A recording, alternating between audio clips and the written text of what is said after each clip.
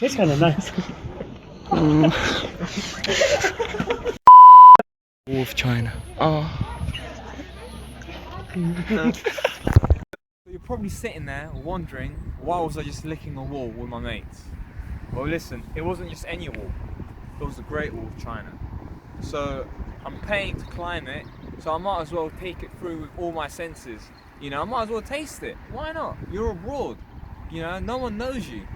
And that is the beauty of traveling and being abroad, because you start doing stupid things, you know, you start doing weird things, you start doing things you'd never do back home, you know, in your neighborhood, you know, like I wouldn't be here licking my next door neighbor's wall, you know what I mean, like you don't do those sort of things, and that's the appeal of wanting to leave home, leave your comfort zone, and just put yourself out there, you know.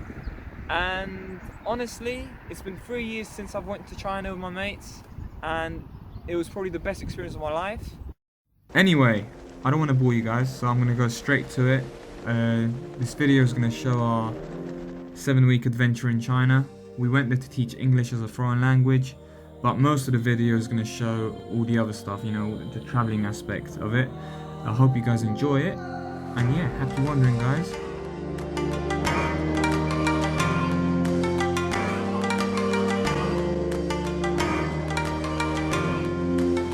Anyone who misses me, you can come visit me in Weifang, which is in north of China.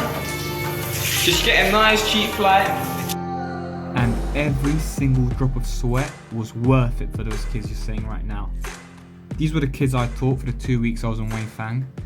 And honestly, it was intense because it was my first ever experience teaching English as a foreign language, and we taught like 9-hour days in like 40 degrees heat, so we had to like shower 3-4 times a day.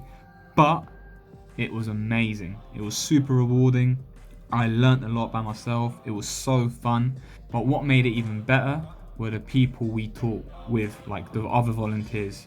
Being amongst such a diverse and cool set of people from around the world was honestly a privilege and a blessing. Like, without them, my experience in Weifang teaching wouldn't have been as good.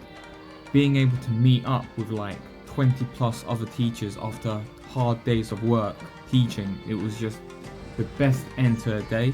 You know, because we all stayed together in the same hotel, literally we didn't even have to go explore. Like there was like a bar outside the hotel, and every night we all got together, and because there was so many of us, like it just never got boring. The locals literally approached us and they would drink with us and have a good time.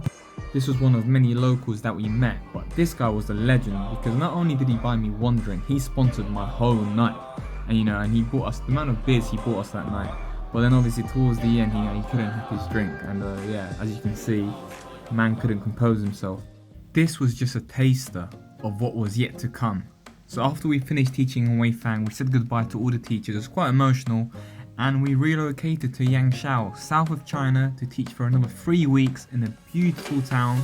Unlike Weifang, Yangshao had plenty to offer. We had so much free time compared to Weifang outside of teaching hours. We did so much. I mean, things included river rafting,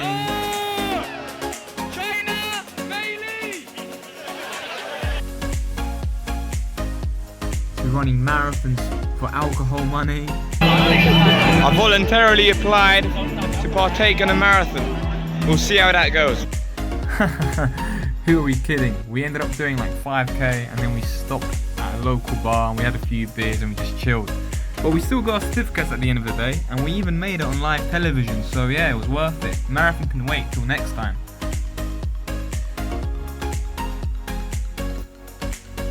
We still had to teach the kids, and I say had. I wanted to. It was so fun, and it was such a pleasure to teach these kids in such a beautiful town. It's quite different to Weifang. There wasn't much classroom learning. Much of the learning took place outdoors. Every day was different. We had full of different field trips, daily excursions, you know, camping, all sorts.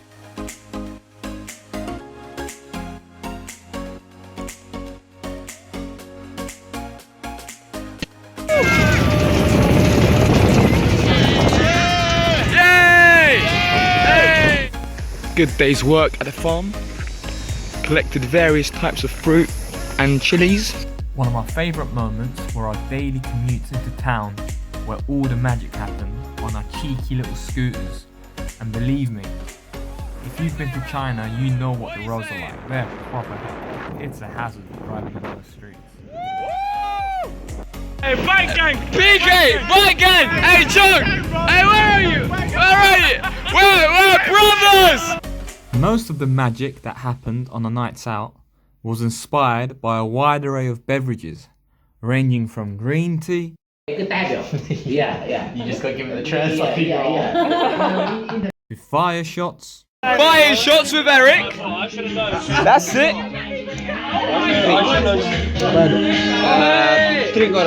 To snake shots.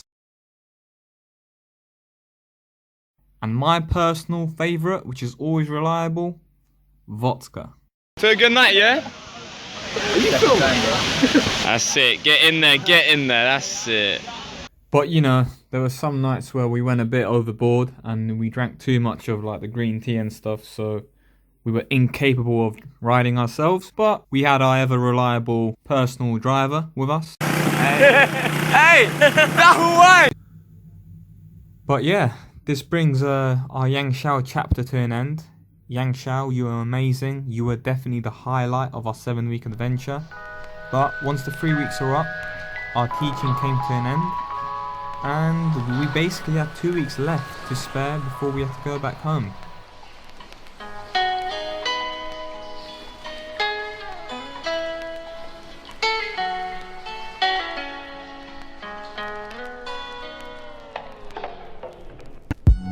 How do you feel? 19-hour journey ahead of us. This is long. In these conditions. Sean, what are you saying? I hit the journey already. Guess where I'm at? In the Forbidden City. They let me in, of course they let me in.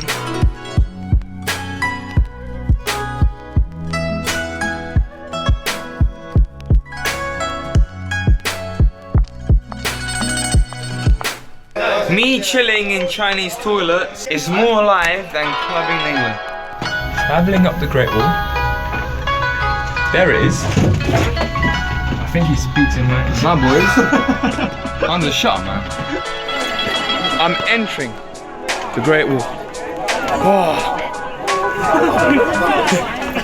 Here I am. I made it.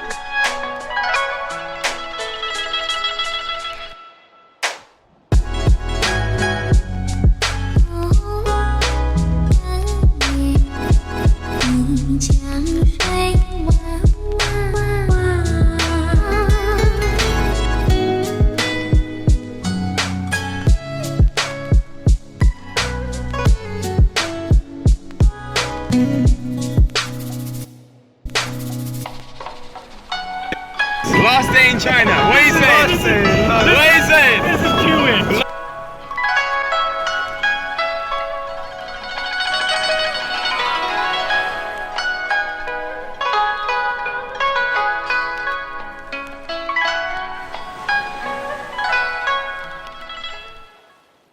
That's the end of the video, guys. I hope you guys enjoyed it. But now the question I want to ask you is, do you want to go traveling? Do you want to teach English abroad? Personally speaking, the best way to travel is through teaching English. So, you know, at the start of the video I said people go traveling to do new things, to do things they wouldn't be doing back home, you know, to challenge themselves, to push themselves, to learn, to grow. I mean, if you're able to step out of your house now and lick your next door neighbour's wall, then I guess you don't have to go traveling, you know, and push yourself, stay. But if you feel like life's become a bit, you know, repetitive, boring, stale, who knows, then go. Honestly, go and teach, because it's an amazing experience. Right now I'm waiting to leave for Japan to teach English for a year, so when that happens I hope to make more videos. I've never made videos like this, so I hope to make some more. So until then, guys, stay safe and take care.